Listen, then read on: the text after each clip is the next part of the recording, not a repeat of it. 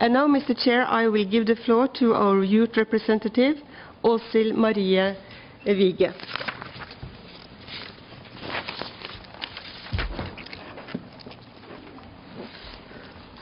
Mr. Chair, distinguished delegates, I am honored to be able to address the General Assembly of the United Nations and to speak to you on behalf of the children and youth of Norway.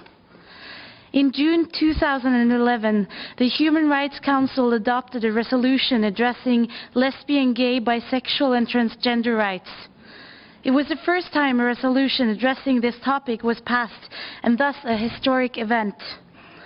The resolution led to a report commissioned by the Human Rights Council from December 2011 and unveiled human rights violations on all continents. Discrimination, violence and exclusion is widespread, and some countries even practices death penalties. These violations are not just a threat to the integrity and dignity of those concerned, but also a sincere threat to the universality of the human rights that we have all sworn to protect. It is the responsibility of all governments of the world to protect all its citizens and all its rights. As the Secretary General has stated, these abuses are a violation of international law. The human rights are basic and universal and ought to be enjoyed by everyone.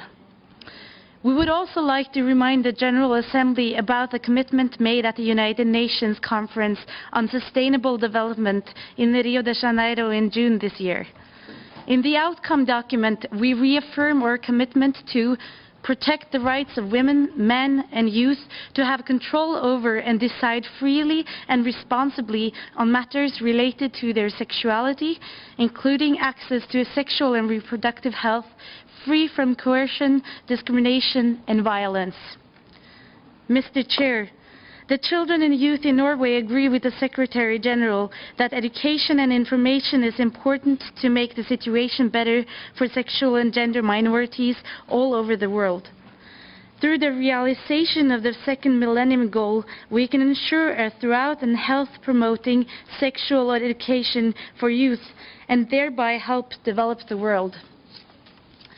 We strongly believe that through giving youth access to information and education, both we give youth the opportunity to be in control over their sexuality. Healthy, educated and secure young people can more easily contribute to society than those who are not. Mr. Chair, we urge all Member States to reaffirm the universality of the human rights and to protect all people from human rights violations. We urge all Member States to co-sign the Statement on Human Rights and Sexual Orientation and Gender Identity. We urge all Member States to start regular reporting on the condition of human rights and sexual orientation in their countries. We urge all Member States to provide sexual education for their populations.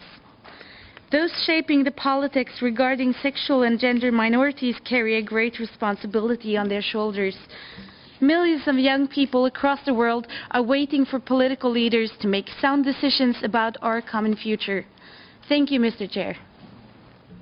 I thank the representatives of Norway for their statements.